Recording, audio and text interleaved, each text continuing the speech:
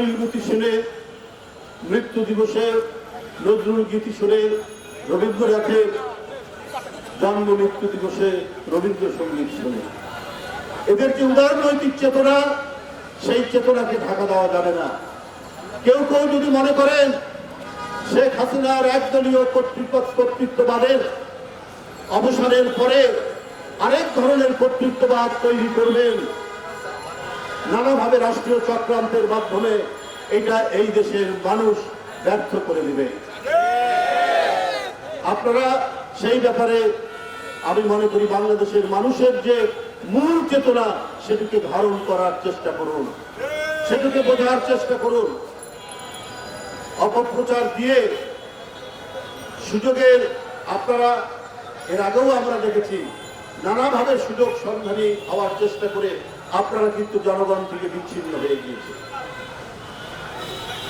সুতরাং আমরা মনে করি এদেশের মানুষের যে বহুদলীয় চেতনা, এদেশের মানুষের যে গণতন্ত্রের প্রতি যে তার অকুণ্ঠ সমর্থন, যার জন্য আজ 16-17 বছর বিএনপি সহ সমমনা দলগুলো লড়াই করে গেছে।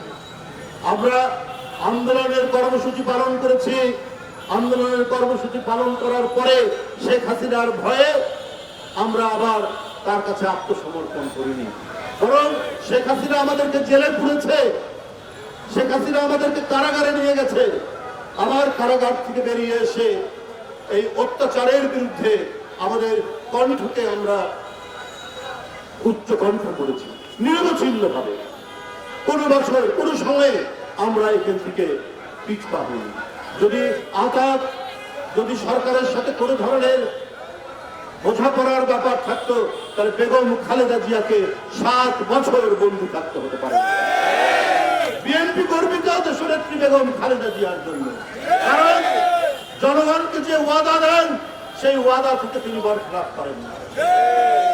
এটা আমাদের ধর্ম, ইসলামের নীতি, এইটা বাংলাদেশের মানুষের চেতনা।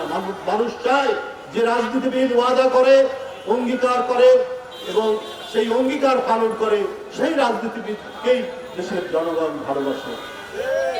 এই কারণেই বেগম খালেদা জিয়া আজকে সারা বাংলাদেশে অত্যন্ত জনপ্রিয় সমাজ এবং তার নেতৃত্বের ধারাবাহিকতায় দেশ নায়ক